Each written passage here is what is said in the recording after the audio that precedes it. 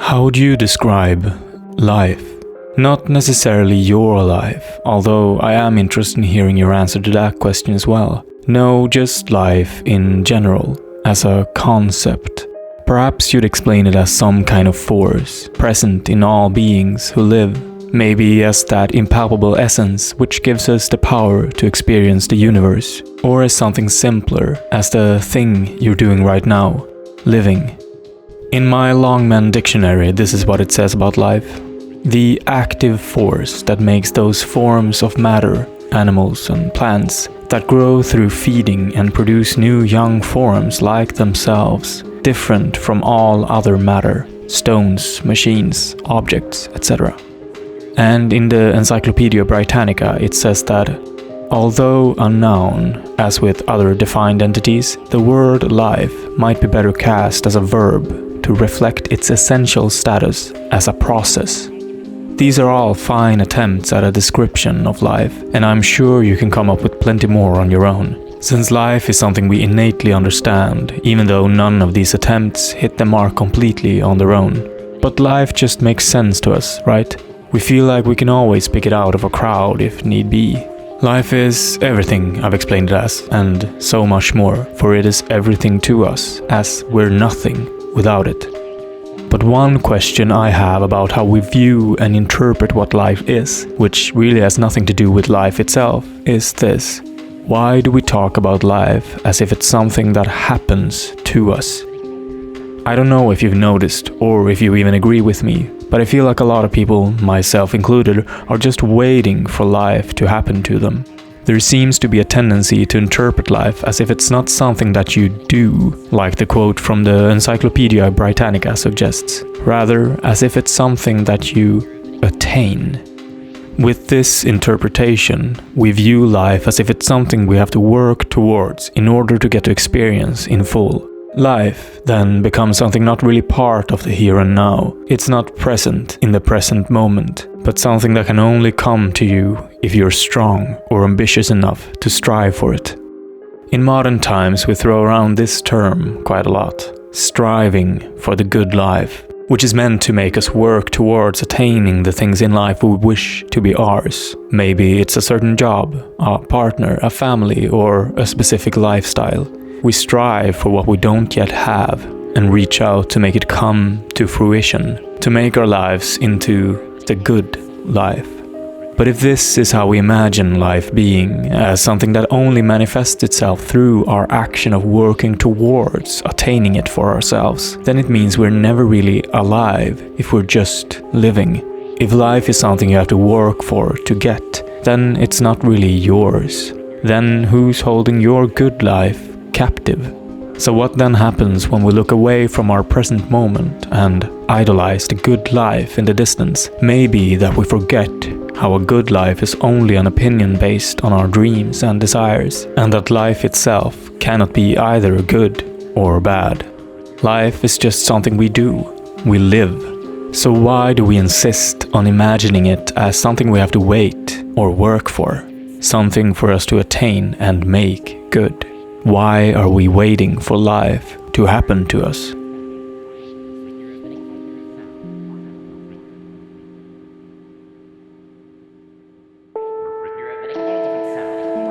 I have 3 primary culprits to bring up in order to tackle these questions about waiting for life.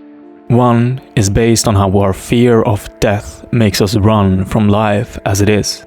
The second is based on how society keeps telling us what one's life should be like. And the third is that we're not really taught to accept life in its purest form. I don't believe just one or the other is true here, but it's more likely a combination of all of them, with other more individual aspects sprinkled into the mix as well. Let's begin with death, as I believe that is what most questions about life grow out of. I have plans to tackle this topic further in another video, so I'll try to keep it brief. Death is as old as life, and people have seldom been at a loss as to when grief is appropriate. In other words, death is not a concept which required elucidation. Not all of us know the fear of death, or have experienced the crippling sensation of the void creeping up on us from beyond our grave, like I do. But even if you yourself don't fear what death means to you, I think all of us fear some of the implications of what death means to life. Death leaves you without another chance to attain what you didn't get to in life. You'll end up forever without all the things you never got to experience, all the moments you won't be part of in the future, all your love and memories lost in time. This fear of either death itself or the fear of everything we'll miss due to death, both seemingly makes us grapple for as much life as possible while we still have the chance. We then interpret life as not enough as it is, and that in order to satisfy the person we'll become on our deathbed, we have to work more now and attain the essence of life off in the distance somewhere, rather than understanding how it's already part of us. But our fear of death also debilitates us, and instead of working towards improving life, we might just end up waiting for it instead. We thus omit that life is something we're already doing, and, in a way, we end up waiting for life, just like we can't escape waiting for death. So then, what is this imagined good life we're all waiting for?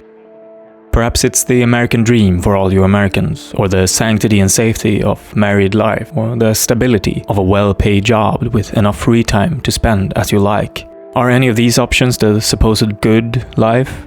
Perhaps to some, but not to all of us. Life is only what you make of it, and what you want to get out of life doesn't have to fit within a formula, meaning it isn't as easy as just getting all these things for yourself, and then you'll be happy. Because that's what we dream the good life will give us, is it not? Happiness. But as I explored in this video about Winnie the Pooh and the meaning of life, happiness doesn't have to be something to work towards or wait for to come to you. Happiness is always part of you. I believe this is a massive part of why we wait for life to happen to us, since we fail to see how happiness comes from within and how it's always there. This discrepancy between imagining a happy life in the future and how happiness comes from within can easily create a catatonic state in which we merely wait for it, rather than simply experiencing it in the moment, since we still feel we're left without those essential aspects that make a good life. But the good life is not out there, it's always inside you. As long as you fail to accept that, you'll remain either waiting or ferociously working towards a dream you already possess the answer to. Which leads me to my last point: acceptance. What I despise most with the direction humanity is choosing to prioritize in modern society is how we refrain from understanding the importance of acceptance when it comes to life as it is. In school, we learn to be curious about the world, which is an invaluable skill, and we learn to think critically about facts and our perception, which is also incredibly important to have with us at all times. However, one flaw I see in school and society alike is failing to value acceptance. We've created a culture that emphasizes the struggle and the notion of never being satisfied. We tell ourselves to work more, and perhaps then the good life will come to you. But you never need anything more than the basic necessities to live a good life. You don't need more convenient appliances and gadgets. You don't need specific brands for your clothes or your food. And you don't need to invest your time in social media just because everyone else is doing it. There's a lot of things in life we want, and I'm not arguing against any of that. But what I do question is the idea of needing any of those things that you desire in order to live a good or happy life. If you accept your present conditions, as long as your basic needs like food and shelter are met, what more material things then bring you is only material happiness, which can be fun and lovely, but it also leads us to seeking more of those material joys out of life, and we can then end up imagining life as not good enough until we get that next material thing. The hunt for more never ends until we learn to accept what there is and what we actually need. If we imagine life as only happening to us later, when we finally get that thing we want, but don't yet have, we'll be waiting forever, since when we finally get it, there's always something else to occupy our dreams with. There are plenty of things out there that can make you happy, but you only need one life to experience happiness. So these three ideas, death as nothing to fear, the good life as something we can choose now, acceptance of wherever we're at, not needing more. If we fail to recognize them for what they truly are, they will merely make us wait and picture life as off somewhere in the distance, taunting us with their beautiful vistas. If we combine these three ideas, I believe we find some truth in why a lot of us believe life is not something we always have and are, but is something we have to wait for. However, as I hope I've already made quite apparent, you're already alive, aren't you? So why bother waiting for life to happen to you if you're already living it?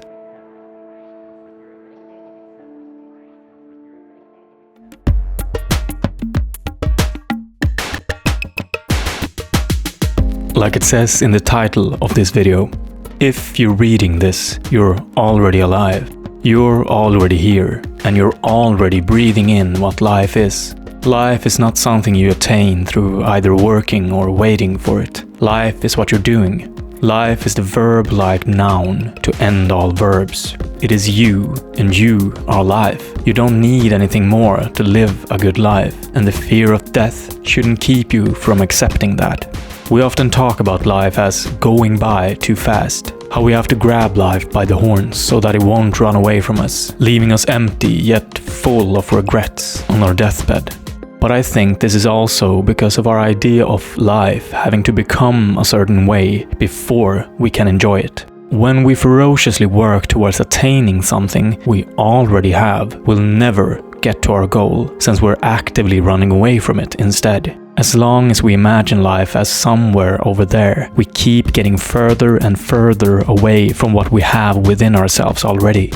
Now, how do we make ourselves turn around and get back to where we came from? How do we get back to the life we already possess? Well, I'm not really here to give you an answer, since I believe any answer that works for me might not be the one you need. I'm not one to give out tips like a lot of other people do on the internet, claiming it as self-help. No, what I've found for myself is that the greatest tool in our arsenal, if we're given time to cultivate it, is our ability to reflect on a situation, evaluate the circumstances, and think critically about what makes sense to us. The individual is so much more powerful than a lot of us give it credit, but we can only nurture our sense of thinking for ourselves if we give it time to grow. In doing this, it's inevitable that we'll make mistakes, but that's part of the process. I made plenty of mistakes on my journey towards self-improvement. For instance, some things I've believed include: carbs are completely unnecessary. Sleeping on the floor is always better for the body. To criticize everything is how we get to truth. In a discussion, opposing parties can't both be right. Religion is only based on lies. Love is only for romance. I guess and hope I've humbled over the years, since I'm now either against or less sure about these propositions. So what I propose is not a solution, but a sort of method for yourself to get to the solution you need. Reflection gives you the here and now, and by reflecting you'll in time be able to see all those loose threads you need to tie back together or cut off completely. By reflecting on your life, you'll not only find what you want in life, but also eventually accept that life is not anywhere else but inside of you. You can work towards attaining things to improve yourself or your situation, but life itself remains just what it is. No matter how much you gain, life remains you. And that's more than enough, as it is everything it can be. So what do you want to do? Do you want to wait for life to happen? Or do you want to live your life like you're already doing? It's up to you. Like and subscribe if you want to stick around, and leave a comment about what's keeping you from living your life to the fullest. Thanks so much for watching, and I'll see you in the next one.